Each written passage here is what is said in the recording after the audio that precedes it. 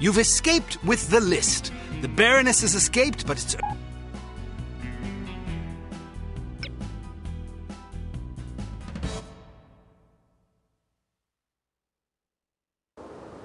Mr. Jones, please. Whom may I say is calling? Kate Archer. One moment. Archer, you're alive? I suppose I am. There was a report that you'd been killed in an explosion. Oh, that. No, I survived. Did you get the list? I expect a telegram within the hour. This is excellent news. Are you all right? I'm fine. Maybe a wee bit tired. Nothing a nap and a sip of scotch won't clear up. Well, let me know the moment you arrive. Okay, see you soon. She's got the list. Unbelievable. Miss Kavanaugh, please alert cryptography that Agent Archer will be sending an encoded message within the hour. This is top priority. Don't congratulate yourself yet, Ms. Archer.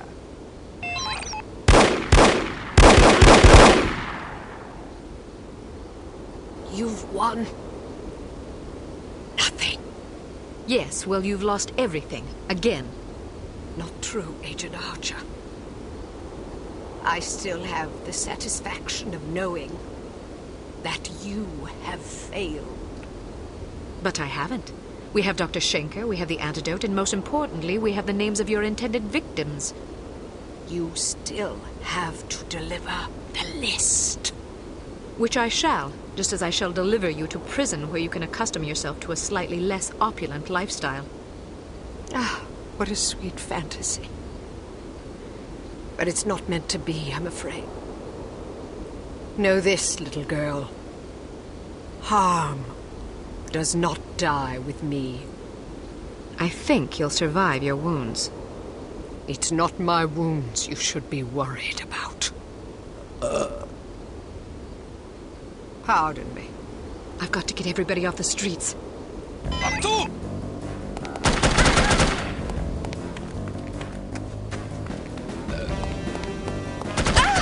Inside, hurry!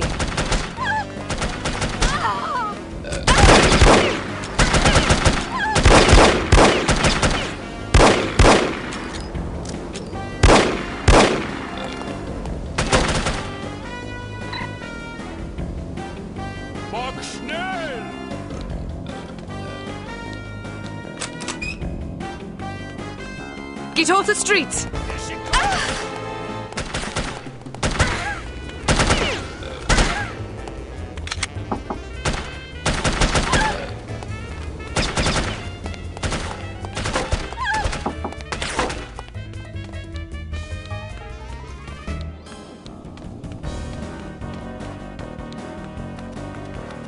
Get inside, now! Get inside!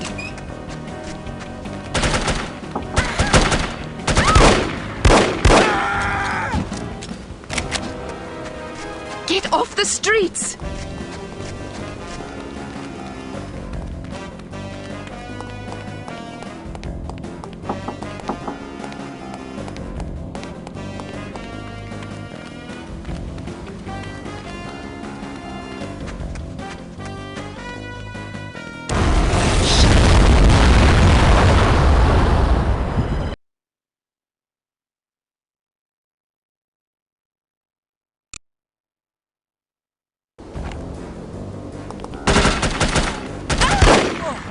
Inside, hurry! Get off the streets!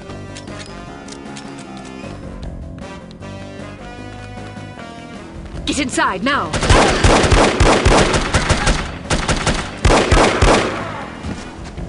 Get off the streets! Get inside!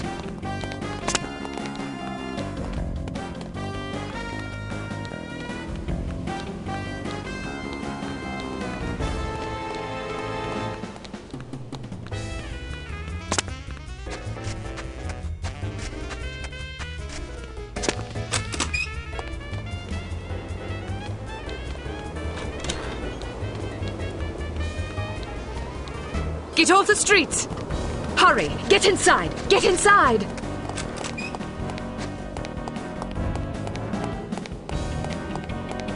What was it? Get inside, now!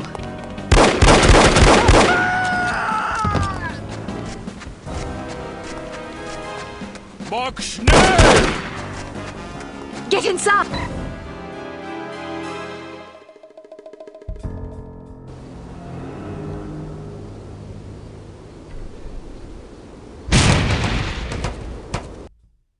Poor, pathetic creature.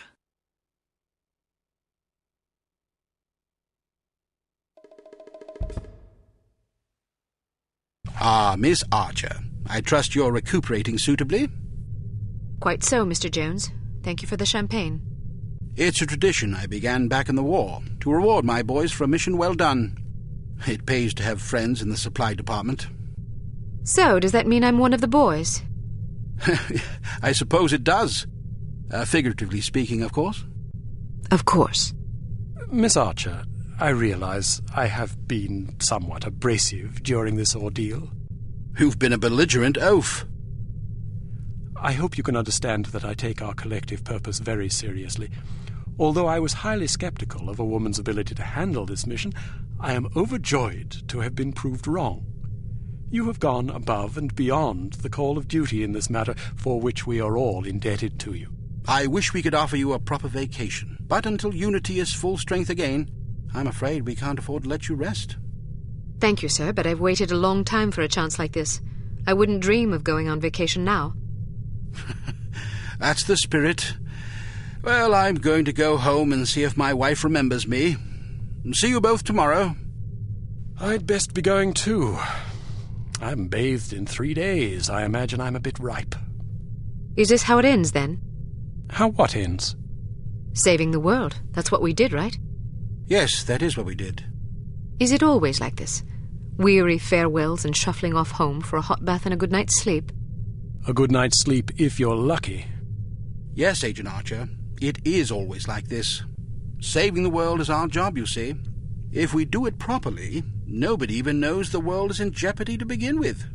Not a lot of fanfare, I suppose. Just the satisfaction of a job well done. An important job. I like to think so. Good night, Agent Archer. Good night, Mr. Smith. Good night.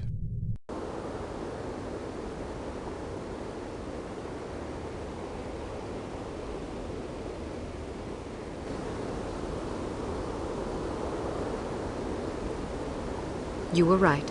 Last night I slept peacefully for the first time since my father died. How touching. Tom? You owe me more than you can imagine, Ms. Archer. I thought you... You have no idea what I put myself through, and I'm not gonna get a dime for it thanks to you. You're the traitor. Hey, I'm not proud of what I did, but I was gonna get a handsome paycheck as compensation. A very handsome paycheck.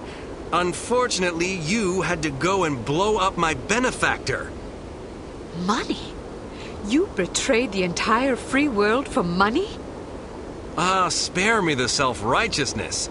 Everybody has a price. Even you. You don't know anything about me. Maybe not, but I've been in this business long enough to see what people are capable of. Anybody can talk about honor and patriotism, but those are just pretty words. When the money's on the table, the right amount of money, you'd be surprised how quickly you can change your tune. Do you honestly believe that? Of course I do. You know what a spy is? It's just some ordinary Joe who's willing to risk his life to sell out his country for a few measly bucks. We rely on these people. That's where most of our information comes from. The difference between them and us, other than our training as operatives, of course, is a price tag. Mine just happened to be about 100 times as much money.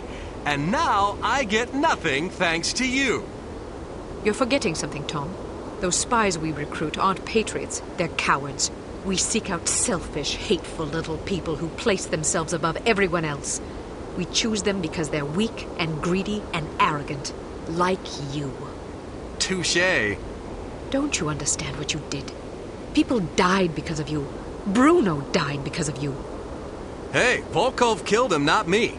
All I did was supply some information. I'm not responsible for how that information was used.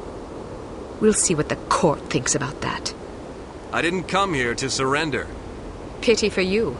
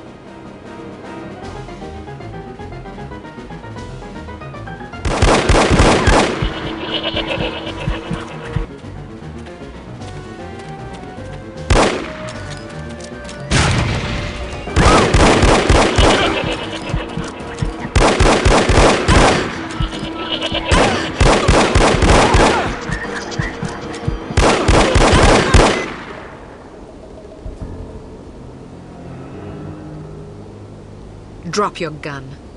Or what? Are you gonna shoot me in cold blood? If I have to. That's mighty tough talk for a little girl.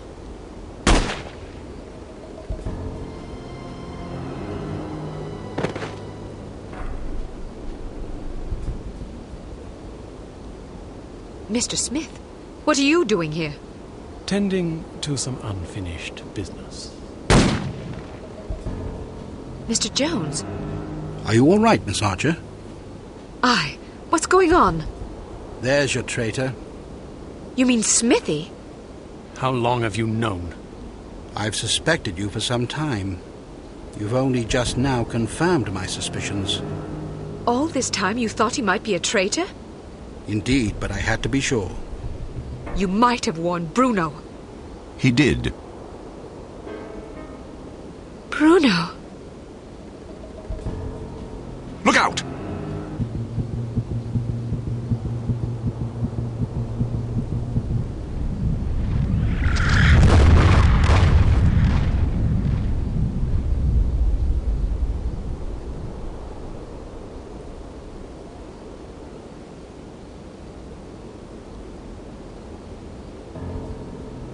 Everyone okay? Good shooting, Archer. But what about Tom? Tom Goodman died in Amsterdam. What? But I thought... The man you knew as Tom Goodman was an imposter. His real name was Melvin Blitzney. He's a former vacuum cleaner salesman from Akron, Ohio. I don't understand. It's quite simple. 7 years ago, Mr. Jones took Smithy off the active list due to his increasingly inadequate performance in the field. Mandatory retirement came as a great blow. Smithy, like many operatives, thought of himself as a man of action. He viewed his reassignment into the role of an administrator as an insult to his virility. He kept his dissatisfaction to himself, secretly plotting to discredit Jones and, in the process, line his own pockets. To this end, he recruited Melvin Blitzney, who underwent plastic surgery, extensive training, and months of voice lessons in order to become Tom Goodman, for whom Smithy, meanwhile, laid a deadly trap in Amsterdam. How did Smithy hook up with a vacuum cleaner salesman from Ohio? Apparently, they met in a bar in Florida on one of Smithy's last assignments. Anyhow, with Goodman out of the way and no one any the wiser, Smithy launched the next phase of his scheme, which was to nurture a relationship with an up-and-coming terrorist organization. He chose harm. His plan was to create an international incident of staggering proportions and simultaneously cripple Unity so that we would have no choice but to capitulate. Such an unmitigated failure would force Mr. Jones to step down, giving Smithy control of Unity and also a handsome payoff in a secret bank account in Zurich. But what about Morocco? It was a trap meant to snare us both. Mr. Jones and I agreed that it would serve as a perfect opportunity for me to disappear for a while. You might have warned me, you know. We couldn't risk tipping our hand. You mean you didn't think I could keep a secret? Keeping a secret wasn't enough. Smithy had to believe I was dead, which meant that you had to believe it as well. I'm truly sorry, Kate. Oh, you will be. But there are still some things I don't understand. Smithy was extremely forthcoming with information for someone who wanted us to fail.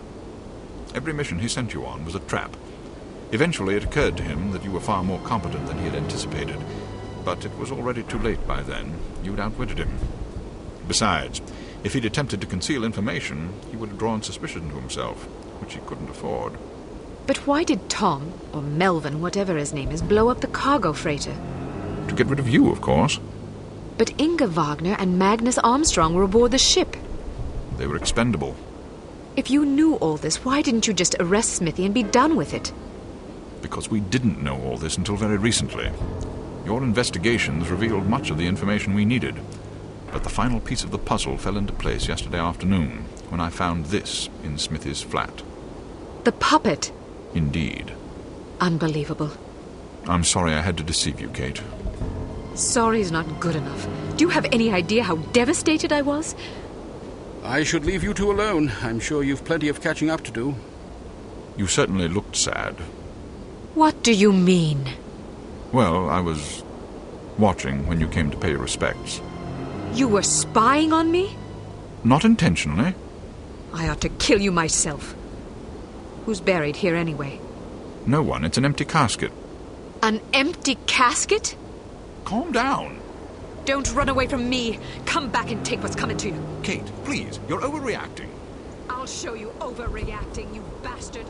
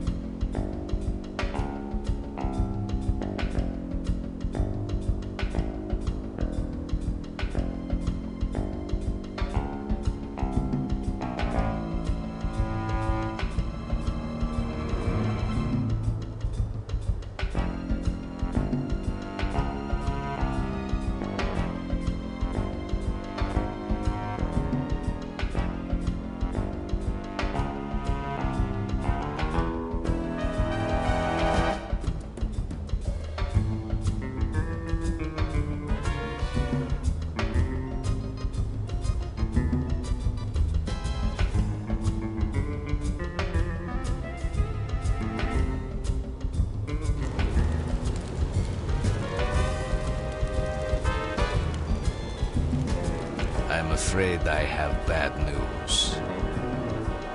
I'm already aware of the situation, Dimitri. No matter. We'll just have to do better next time, won't we?